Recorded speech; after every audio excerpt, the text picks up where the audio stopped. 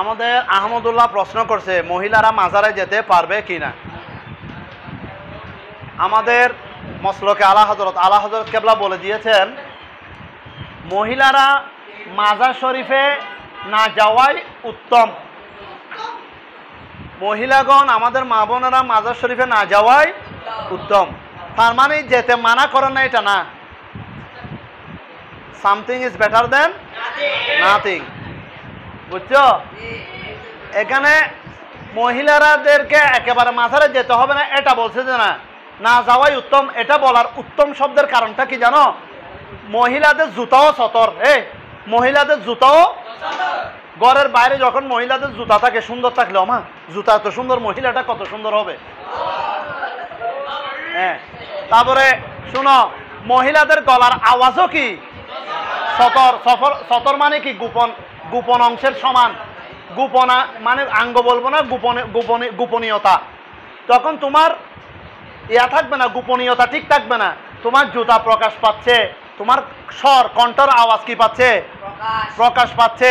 তাহলে আলা হযরত কেবলা ইমাম আহমদ রাজা খান ফাজিলে বেরলভী রহমতুল্লাহ আলাই এটা নিষেধ করার কারণ হচ্ছে যেহেতু আমাদের মা বোনদের কণ্ঠস্বর, আমাদের মা বোনদের জুতা, আমাদের মা বোনদের সিরত সুরত আকৃতি এগুলি সব কি সতর। যতই কম দেখা যাবে ততই উত্তম।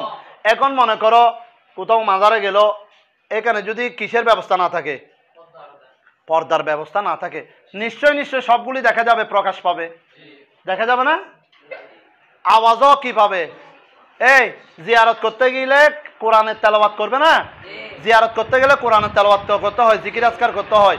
তো এখানে যখন জিকির আজকার করতে যাবে, কোরআনের তেলাওয়াত করতে যাবে, কণ্ঠস্বরটা বাইরে চলে যাবে না? তখন এটা যাওয়ার চাইতে না যাওয়াই কি ছিল। এবং জুতোগুলিকে যদি সংযত করে রাখতে না পারে, জুতোগুলি দেখলে পরপুরুষে দেখলে খারাপ মাইন্ড করবে না, খারাপ ধারণা করবে না? খারাপ যখন আসবে তখন এটা এবাদতে এটা গুনায় পরিণত হয়ে যাবে, এবাদতে এটা গুনায় পরিণত হয়ে যাবে। তো এখন মূল প্রশ্নে আসো। মূল প্রশ্ন হচ্ছে মহিলারা যদি নিজের আওয়াজ, কণ্ঠস্বর এবং জুতা আপাদ মস্তক যদি ডেকে রেখে যাতে মানুষ বুঝতে না পারে এখানে আল্লাহর ওলিগণের দরবারে কোনো মহিলা এসেছে, মানে আমরা আলা হযরত কেবলার দরবারে গেছি বাবা বেরেলি শরীফে, এখানে মহিলাদের যাওয়ার ব্যবস্থা আছে। তবে তুমি মহিলারা কোন দিকে ঢুকছে জুতা তো দূরের কথা, মহিলারা কোন দিকে ঢুকছে সেটাও বুঝতে পারবে না। এমন ব্যবস্থা মানে জিয়ারতের জন্য এমন পার্টিশন, এমন সুন্দর ব্যবস্থা রাখছে যে জুতা কাপড় মানে মোটামুটি কিচ্ছুই দেখবে না।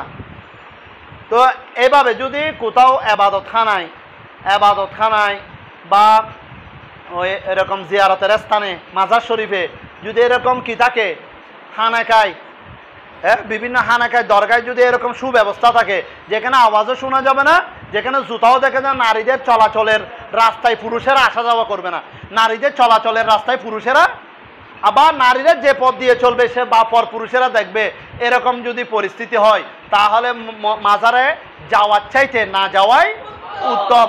আর এরকম ব্যবস্থা থাকলে ইবাদতের নিয়তে যেতে পারবে, গেলে ইবাদত হবে। তার মানে প্রশ্নের উত্তর কি দাঁড়ায়? প্রশ্নের উত্তর হচ্ছে শরীয়তের পর্দার বিধান অক্ষরে অক্ষরে ঠিক রেখে, অক্ষরে অক্ষরে পুনখানে সতর পর্দার বিধান, ফরজ বিধান ঠিক রেখে ওই নফল জিয়ারতে যেতে পারবে। আর নাইলে নফল পালন করতে গিয়ে ফরজের উপর আঘাত হবে, খতরনাক হবে, ফরজকে খণ্ডিত করা হবে, ফরজকে নষ্ট করা হবে, মানহানি করা হবে।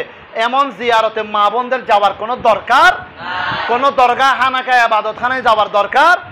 এখন আলা হাদিসেরা মসজিদে পর্যন্ত নিয়ে যাচ্ছে, বিভিন্ন অনুষ্ঠানে প্রোগ্রামে আলা হাদিসরা নিয়ে যাচ্ছে, জামা শিবির আলা হাদিসরা বিভিন্ন প্রোগ্রামে তাদের মা বোনদেরকে শিক্ষার জন্য নিয়ে যাচ্ছে। এখানে তাদের জুতা তো দূরের কথা, তাদের অবয়ব দেখা যাচ্ছে, তাদের আকার আকৃতি জিসিম দেখা যাচ্ছে, তাদের টন সব দেখা যাচ্ছে। তাহলে তো সব দেখা যাচ্ছে, বদন দেখা যাচ্ছে, তো এগুলো হবে? তো এরা তো এটা ইসলামের পর্দা ঠিক রাখে না, এটাকে বাজার বানায় ফেলছে। কি বানায় ফেলছে? মার্কেট বানায় ফেলছে। বাজারে এমনি যাওয়া হারাম। বাজারে গেলে ফরজ গোসল করতে হয়, বাজারে গেলে কি করতে হয়? সবচেয়ে নির্দিষ্ট স্থান হচ্ছে বাজার, সবচেয়ে পবিত্র স্থান হচ্ছে মসজিদ। ওই মসজিদে তুমি বেপরদাভাবে ছেলে মেয়ে একত্রে, এখানে কিভাবে যাবে? বেড়ি বেড়া একত্রে, নারী পুরুষ মহিলা একত্রে গিয়ে সেখানে বাজার বানায় ফেলবে। কি বানায় ফেলবে? বাজার। তবে মক্কা মদিনা শরীফের হুকুম আলাদা। মক্কা মদিনা শরীফের হুকুম আলাদা, এখানে সারা পৃথিবী থেকে আসে। তুমি মক্কা মদিনা শরীফের সাথে মিলালে মূর্খতাই হবে। মক্কা মদিনা শরীফের সাথে মিলালে কি হবে? আমার উত্তরটা পাইছো বাবা? যেখানে আমাদের ইমাম আহমদ রাজাহান ফাজলে বেরলভী বলেছেন, মহিলাগণ মসজিদে না যাওয়াই, ধর্মইয়াতে না যাওয়াই উত্তম, মাজার শরীফে না যাওয়াই উত্তম। কেননা পর্দার ঘাটতি থাকে বলে, পর্দার বিধান রক্ষা হয় না বলে। উত্তরটা পাইছো?